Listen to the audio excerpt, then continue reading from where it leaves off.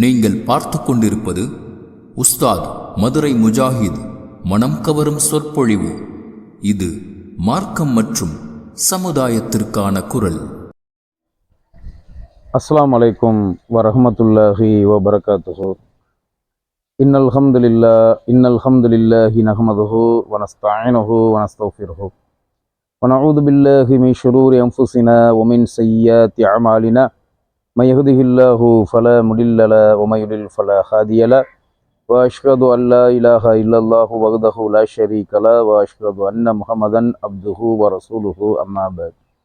قال الله تعالى في القرآن العليم أعوذ بالله من الشيطان الرجيم بسم الله الرحمن الرحيم ومن أحياها فكأنما أحيا الناس جميعا.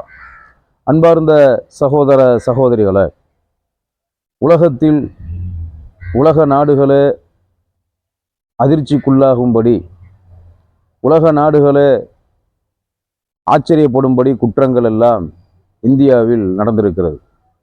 உலக நாடுகள் பார்த்து அசிங்கமாக அவமானமாக கருதக்கூடிய, ஆச்சரியப்பட்டு உலக நாடுகள் எல்லாம் கண்டிக்கும் விதமான குற்றங்கள் எல்லாம் இந்தியாவிலே நடந்திருக்கிறது. அதிலே ஒரு குற்றம்தான் 1992 டிசம்பர் 6 பாபர் பள்ளிவாசல் இடிக்கப்பட்ட ஒரு குற்றம்.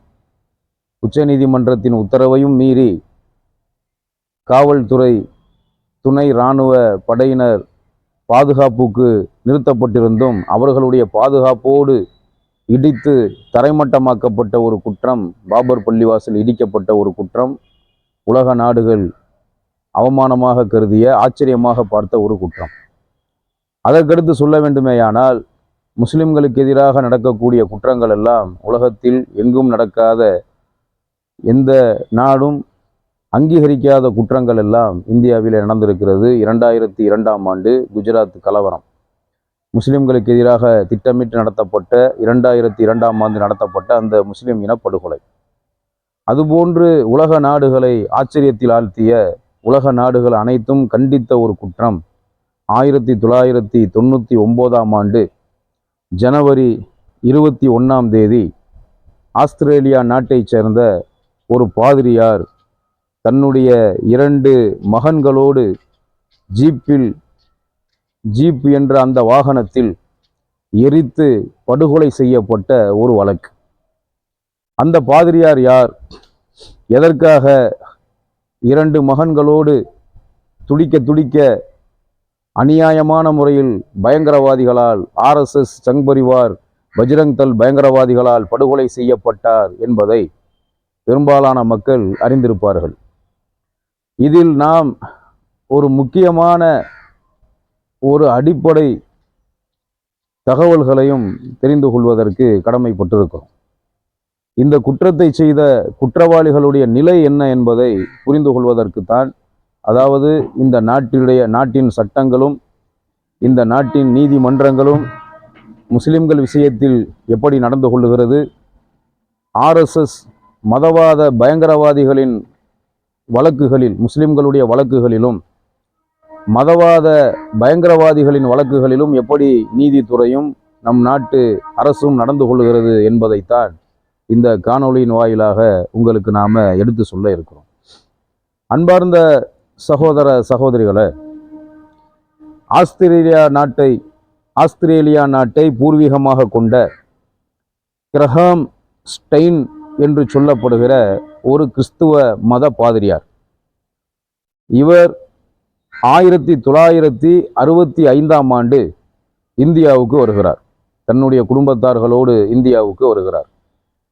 1965 இந்தியாவுக்கு வந்த இவர் ஒரு பாதிரியார்.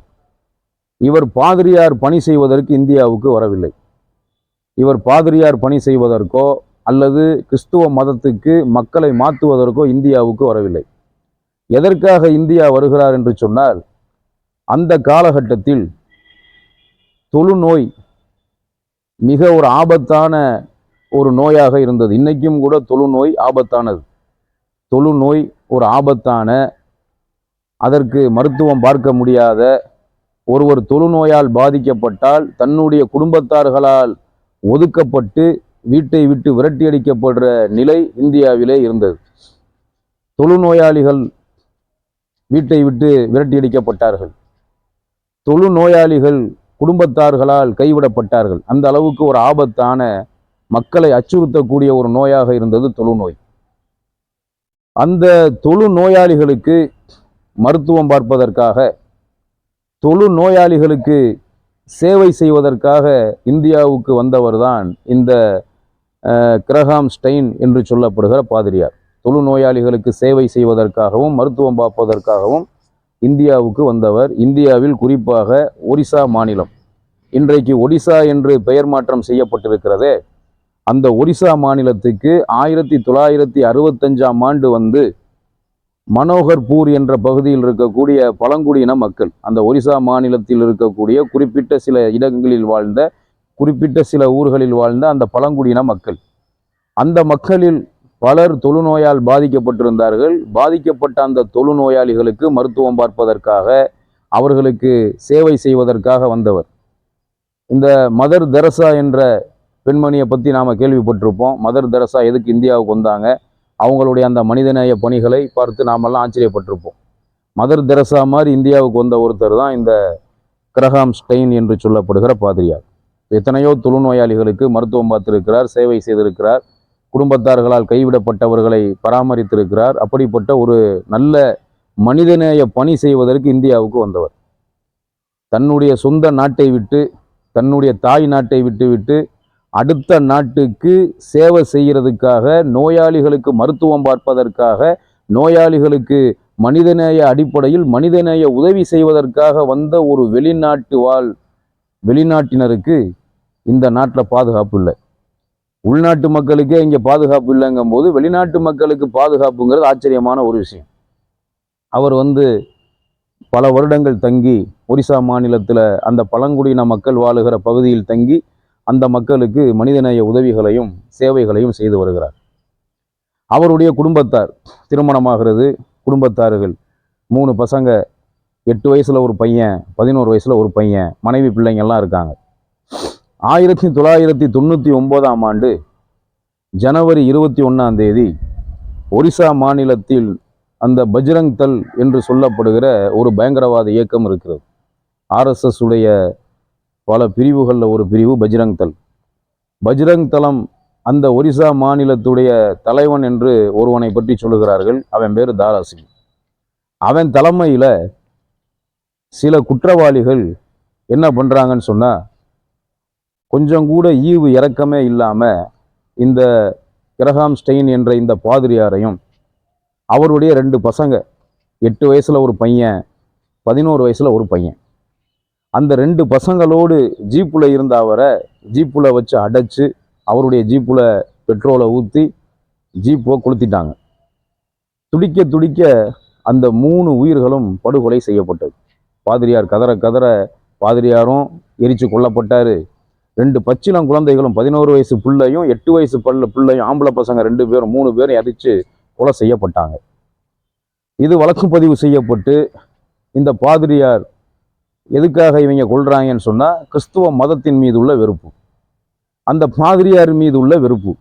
இஸ்லாத்தின் மீதும் பிற மதங்களின் மீதும் பயங்கரவாதிகளுக்கு வெறுப்பு எப்பவுமே இருக்கும். இந்த இந்தியாவில் இருக்கக்கூடிய RSS மதவாதிகள் வெறுக்கக்கூடியவர்களாக மற்ற மதங்களையும் மற்ற மதத்து மக்களையும் மதிக்க தெரியாதவர்கள், மனிதநேய உணர்வே இல்லாதவர்கள், மனிதநேயத்துக்கு எதிரானவர்கள் தான் இந்த பயங்கரவாதிகள்.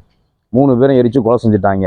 இந்த வழக்கு CBI விசாரிக்கிறது. இந்த சம்பவம் நடந்து முடிஞ்ச உடனே உலக நாடுகள்லாம் வன்மையாக கண்டிச்சிச்சு இந்தியாவை. குற்றவாளிகள் தண்டிக்கப்பட வேண்டும் என்று அன்னைக்கே சமூக ஆர்வலர்களிலிருந்து மனித உரிமை ஆர்வலர்கள் வரைக்கும் எல்லாருமே குரல் கொடுத்தாங்க. இதை கண்டித்து கடுமையாக எல்லாருமே குரல் கொடுத்தாங்க. சில பேர் போராட்டம்லாம் நடத்தினாங்க.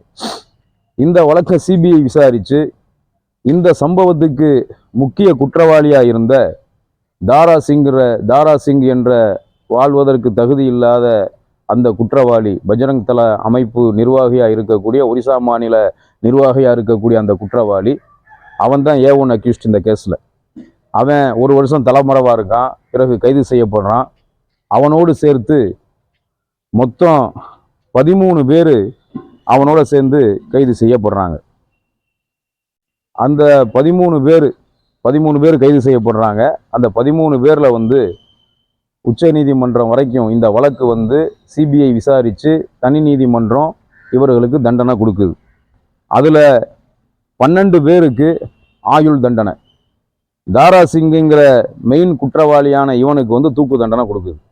தூக்கு தண்டனை விதிக்கப்பட்ட தூக்கு தண்டனை தாரா சிங்குக்கு தூக்கு தண்டனை. மீதி உள்ள 12 பேருக்கு ஆயுள் தண்டனை. ஆயுள் தண்டனை விதிக்கப்பட்ட இந்த 12 பேரில் மீதி 11 பேர் 2005ஆம் ஆண்டு விடுதலை செய்யப்படுறாங்க. ஆயுள் தண்டனை விதிக்கப்பட்ட 12 பேரில் ஒருத்தனை தவிர மீதி இருக்கக்கூடிய குற்றவாளிகள், இந்த பயங்கரவாதிகள் 11 பேர் விடுதலை செய்யப்படுறாங்க. ஒருத்தன் மட்டும் ஜெயிலில் இருக்கான். இன்னொருத்தன் முக்கிய குற்றவாளியான தாரா சிங்குங்கிறவன், அவனுக்கு தூக்கு தண்டனை விதிக்கப்பட்டு அவனும் வந்து ஜெயிலில் இருக்கான். இதில் ஒரு ஆச்சரியமான விஷயம் என்னன்னு சொன்னால், இந்த சம்பவத்தை நிகழ்த்திய இவங்க வாழ்றதுக்கே தகுதி இல்லாதவங்க, மரண தண்டனை கொடுக்கப்பட வேண்டும். இவங்க 12 பேருமே தூக்கில் போடணும். ஆனால் அந்த ஒருத்தனை தவிர மீதி 12 பேருக்கு ஆயுள் தண்டனை. அந்த 12 பேரில் 11 பேர்த்தை விடுவிச்சு ஒருத்தன் ஆயுள் தண்டனையாகவும் தூக்கு தண்டனை கைதியாகவும் இருக்கான். 2005 இவங்கெல்லாம் மேக்சிமம் ரிலீஸ் ஆகிட்டாங்க. பெரிய ஒரு ஆச்சரியம் என்னன்னு சொன்னால், இந்த சம்பவத்தை செஞ்ச இந்த குற்றவாளிகளை கிரகாம்ஸ்டெயின் என்ற அந்த அநியாயமாக கொல்லப்பட்ட நல்ல மனிதர் பாதிரியாருடைய மனைவி, அவருடைய குடும்பம் வந்து இவங்கெல்லாம் மன்னிச்சதா சொல்லிட்டாங்க. இஸ்லாத்தில் ஒரு சட்டம் இருக்கிறது, கொலை குற்றவாளியை மரண தண்டனை, அந்த கொலை குற்றவாளியை தண்டிப்பதற்கு இஸ்லாமிய சட்டத்திற்கு இடம் இருக்கிறது. ஒருவன் கொலை குற்றவாளி என்று நிரூபணமானால், இஸ்லாமிய ஆட்சி ஒரு நாட்டிலே இருக்குமேயானால், அந்த கொலை குற்றவாளி மரண தண்டனை விதிக்கப்பட வேண்டும் என்று இஸ்லாம் சொல்லுகிறது. அல்லாஹ்வுடைய மார்க்கமான இஸ்லாம் சொல்லுகிறது. ஒரு கொலை குற்றவாளியை மன்னிக்க வேண்டுமேயானால் அவனை மன்னிக்கக்கூடிய அதிகாரம் இஸ்லாமிய அரசுக்கு கூட இல்லை, கொல்லப்பட்டவர்களின் குடும்பத்துக்குத்தான் இருக்கிறது என்று அல்லாஹு ரப்புல் ஆலமீன் அவனுடைய வேதமான அல் குர்ஆன்ல சொல்லுகிறான். அப்போ அந்த அமைதியை விரும்பக்கூடிய மனிதாபிமானம் உள்ள அந்த குடும்பம் இவங்களை மன்னிச்சதா சொல்லிட்டாங்க. இந்த தாரா சிங்கில் இருந்து மொத்த குற்றவாளிகளையும், என்னுடைய கணவரையும் என்னுடைய 2 பிள்ளைகளையும் துடிக்க துடிக்க பெட்ரோலை ஊற்றி எரிச்சு கொண்ட இந்த குற்றவாளிகளை நாங்கள் மன்னித்து விட்டோம் என்றே அவர்கள் சொல்லிவிட்டார்கள். அந்த குடும்பம் இவங்களை மன்னிச்சிருச்சு. அதில் தான் இவங்கெல்லாம் ரிலீஸ் ஆகுறதுக்கு அது ஒரு காரணமாக இருந்தால் கூட, ஆனால் நீதிமன்றம் இவங்களுக்கு கருணை காட்டியிருக்கு, அரசும் கருணை காட்டியிருக்கு. அதனால தான் இவங்க வெளியே வந்தாங்க. இந்த தூக்கு தண்டனை ஒருத்தனையாவது தூக்கில் போட்டிருந்தா இது போன்ற சம்பவங்கள் அடுத்து நடக்காமல் இருக்கிறதுக்கும் மற்ற மதவாத பயங்கரவாதிகள் பயப்படுவதற்கும் காரணமாக இருந்திருக்கும். அந்த ஒரு குற்றவாளியும், தூக்கு தண்டனை விதிக்கப்பட்ட தாரா சிங் என்ற அந்த குற்றவாளி கடந்த ஏப்ரல் மாதம் விடுவிக்கப்பட்டிருக்கான். சிபிஐ மேல்முறையீடு செய்தும் கூட, உச்சநீதிமன்றத்தில் சுப்ரீம் கோர்ட்டில் சிபிஐ அப்பீல் பண்ணியும் கூட அந்த அப்பீல் வந்து ரிஜெக்ட் செய்யப்பட்டு, மேல்முறையீட்டு மனு வந்து நிராகரிக்கப்பட்டு, இந்த குற்றவாளி தாரா சிங்குங்கிற தூக்கு தண்டனை விதிக்கப்பட்ட குற்றவாளி, வாழ்வதற்கு தகுதி இல்லாத தூக்கில் போடப்பட வேண்டிய இந்த குற்றவாளி இன்னைக்கு விடுதலை செய்யப்பட்டு இருக்கிறான். இதே சம்பவத்தை நாம் பார்க்கும்போது, ஒரு கொடூரமான காரியத்தை செஞ்சவன் இன்னைக்கு விடுதலை செய்யப்பட்டு தூக்கு தண்டனை வரைக்கும் போய் அது ஆயுள் தண்டனையாக மாற்றப்பட்டு, அவனுக்கு விதிக்கப்பட்ட தூக்கு தண்டனை ஆயுள் தண்டனையாக மாற்றப்படுது. 20 வருஷத்துக்கு மேலே ஜெயிலில் இருந்துட்டான்னு சொல்லி அவனை இன்றைக்கி ரிலீஸ் பண்ணிட்டாங்க. ஏப்ரல் மாதம் அவன் ரிலீஸ் ஆகிட்டான். எத்தனையோ முஸ்லீம் சிறைவாசிகள் முஸ்லீம் சமுதாயத்திற்காக போராடி இன்னைக்கு வரைக்கும் விடுதலை கிடைக்காம தற்காலிக விடுதலை செய்யப்பட்டவங்க கூட இன்னைக்கு திரும்ப பரோல் முடிஞ்சு இன்னைக்கு திரும்ப சிறையில் அடைக்கப்பட்டு இருக்கிறாங்க. முஸ்லிம்கள் விஷயத்தில் நீதிமன்றம் எப்படி நடந்து கொள்ளுகிறது, அரசுகள் எப்படி நடந்து கொள்ளுகிறது என்பதை நாம் கண்கூடாக பார்த்து கொண்டு இருக்கிறோம். இந்த சம்பவத்தை செஞ்சவன் மனித இனத்துக்கே அப்பாற்பட்ட மிருகத்தனமான ஒரு தன்மை உள்ளவன் தான் இந்த சம்பவத்தை செய்ய முடியும்.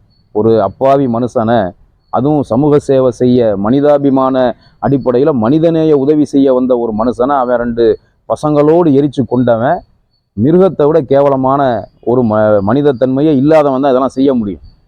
அந்த மிருகத்தை விட கீழ்த்தரமான இவர்களையும் கூட அந்த குடும்பம் மன்னித்து விட்டது. அவர்கள் தண்டிக்கப்பட வேண்டிய குற்றவாளிகள் இன்னைக்கு வெளியில் வந்து சுதந்திரமாக இருக்கிறார்கள். இந்த காரியத்தை முஸ்லிம் சமுதாயத்தில் உள்ள ஒருத்தன் செய்யாமல் பொய் குற்றச்சாட்டுக்கு ஆளாக்கப்பட்டிருந்தா கூட இந்நேரம் அவனை தூக்கில் போட்டிருப்பாங்க. யாக்கூப் மேமனை தூக்கில் போட்ட மாதிரி. அதாவது சில வருஷத்துக்கு முன்னாடி யாக்கூப் மேமன்ற ஆதாரமே இல்லாத ஒரு அப்பாவியை தூக்கில் போட்டாங்களே, அப்சல் குருங்கிற காஷ்மீரை சேர்ந்த ஒரு அப்பாவியை தூக்கில் போட்டாங்களே, அது மாதிரி இந்த காரியத்தை ஒரு முஸ்லீம் செய்யாமல் பொய் வழக்கு அவன் மேலே பதிவு செய்யப்பட்டிருந்தா கூட அவன் முஸ்லீமாக இருந்தான்னு சொன்னால் இந்நேரம் தூக்கில் போடப்பட்டிருப்பான். ஆனால் இவங்கெல்லாம் முஸ்லீம்கள் கிடையாது. இவங்க எந்த மதத்தை சார்ந்தவனாக இருந்தாலும் இவர்கள் குற்றவாளிகள் தான். அதே நேரத்தில் இவர்கள் யார், இவங்களுடைய பேக்ரவுண்ட் என்ன, இந்த குற்றவாளிகளுடைய பின்புலம், இவர்களுக்கு பின்பு பாஜக என்ற ஆளும் கட்சி இருக்கிறது, ஆர்எஸ்எஸ் இருக்கிறது, பஜ்ரங் தளம் என்ற அந்த சங் பரிவார் அமைப்பு இருக்கிறது. தனக்கு பின்னால் இருக்கக்கூடிய, அதாவது தன்னுடைய பேக்ரவுண்டான அந்த மதவாத பாஜக அரசு ஆட்சி அதிகாரத்தினுடைய பின்புலத்தை வைத்துத்தான் இவர்கள் விடுவிக்கப்பட்டு இருக்கிறார்கள். இந்த பாவிகள் அல்லாஹ்வின் தண்டனையிலிருந்து, அநியாயமாக மனித இனத்துக்கு கொடுமை செஞ்சவன், அநியாயம் செஞ்சவன் மனுஷன் தண்டனையில் இருந்து, மனிதன் கொடுக்கக்கூடிய தண்டனையிலிருந்து தப்பலாம், படைத்த இறைவனின் தண்டனையிலிருந்து தப்ப முடியாது என்பதை நாம் புரிந்து கொள்ள கடமைப்பட்டிருக்கிறோம். முஸ்லிம் சமூகத்தில் உள்ளவர்களின் சம்பந்தப்பட்ட வழக்குகளில், முஸ்லிம்களின் வழக்குகளில் நீதிமன்றமும் அரசுகளும் எப்படி நடந்து கொள்கிறது, மதவாத ஆர்எஸ்எஸ் பயங்கரவாத கும்பல்கள் சம்பந்தப்பட்ட வழக்குகளில் நீதித்துறையும் அரசும் எப்படி நடந்து கொள்ளுகிறது என்பதை பார்க்கும்போது நமக்கு பல வழக்குகளில் நீதி கிடைக்கவில்லை என்பதை நாம் பல வழக்குகளில் எடுத்து சொல்ல கடமைப்பட்டிருக்கிறோம். எல்லாம் வல்ல அல்லாஹ் நீதியாளர்களுக்கெல்லாம் மேலான நீதியாளனான அல்லாஹ்விடத்தில் நீதியை கேட்டு முறையிடுவதற்கு நாம் கடமைப்பட்டிருக்கிறோம். வாஹிரு தாவானா அனில் ஹம்துலில்லாஹி ரப்பில் ஆலமீன். அஸ்ஸலாமு அலைக்கும் வரஹ்மத்துல்லாஹி வபரகாத்துஹு.